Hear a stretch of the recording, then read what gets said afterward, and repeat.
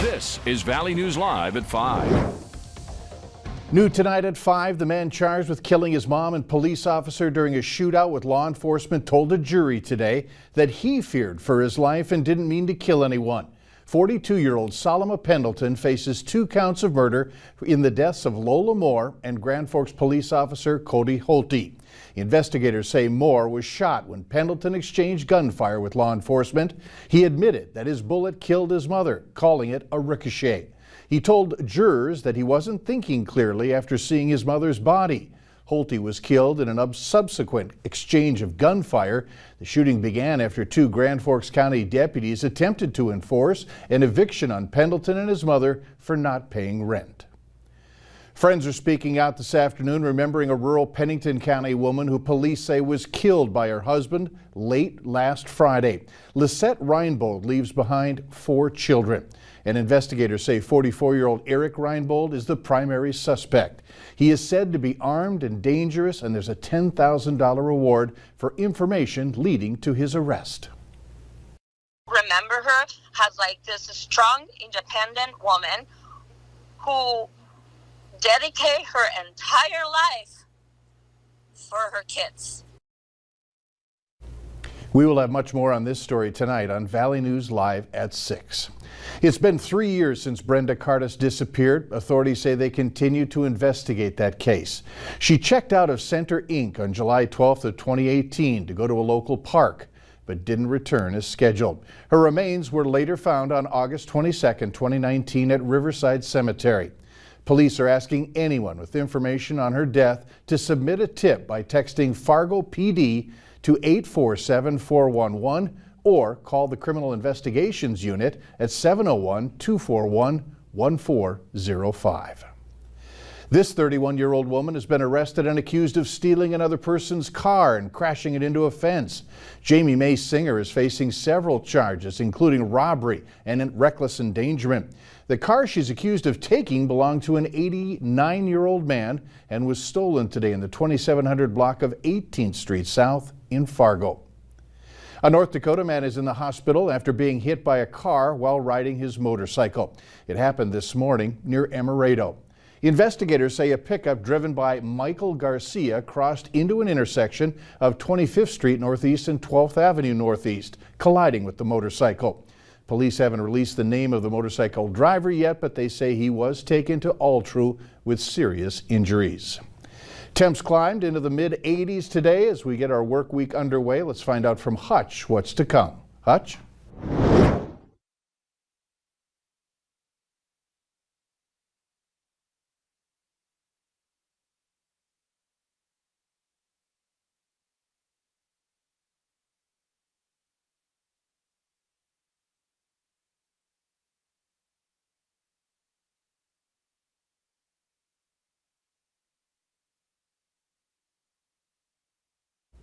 All right, we're obviously having some technical problems. We'll get back to Hutch in just a couple of minutes.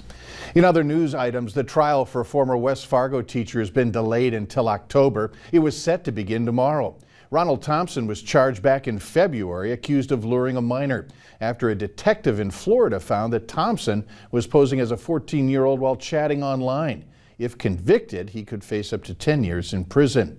And another trial set to begin tomorrow appears to be off. A change of plea hearing has been scheduled for Elijah Vistens. He's charged with manslaughter and other charges in the death of 21-year-old Isaiah Johnson.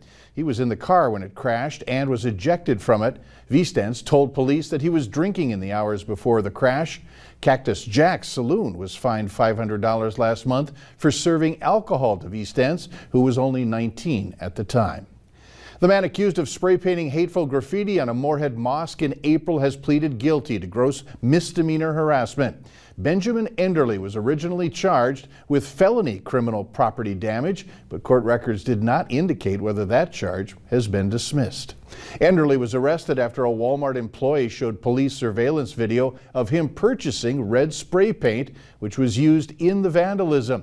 He admitted to police that he spray painted the mosque, but he claimed it was a joke. It's been 2 months since fire destroyed Gigi's Playhouse in South Fargo, and over the last 60 days, Gigi's has resumed a limited in-person schedule with over 100 hours of participation in June.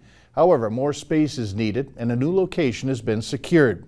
If you're looking to help them out with rebuilding, go to our website for more information. That's valleynewslive.com. Temps cleared into the mid-80s today as we got into our work week underway, so I think Hutch is now mic'd up, technically ready to go. So let's go back to him now. Hutch? All right, Mike, can you hear me now? Yeah, thanks so much. It helps when you turn microphones on, I'm told. So as we take a look, the last couple of days, the smoke in the atmosphere has really provided with some hazy skies, but some very large red sunsets. These two pups here in Euclid enjoying a gorgeous setting sun. A lot of photos and a time lapse of the sunset and sunrise. Take a look at this one from Can Do. Rick, thank you so much. Incredible. The smoke-filled skies are still out there. We'll have much more on your smoke forecast here as we go through the next 36 hours. We're going to get a break and then more. But tonight, temperatures sneaking down, Mike, into the 70s on a quiet but smoky night. But we do clear out into the overnight. I'll have details on that and a chance of some showers and storms in the forecast, but it doesn't look big. I'll have all those details in a minute. Sounds good, and I really mean that. Good.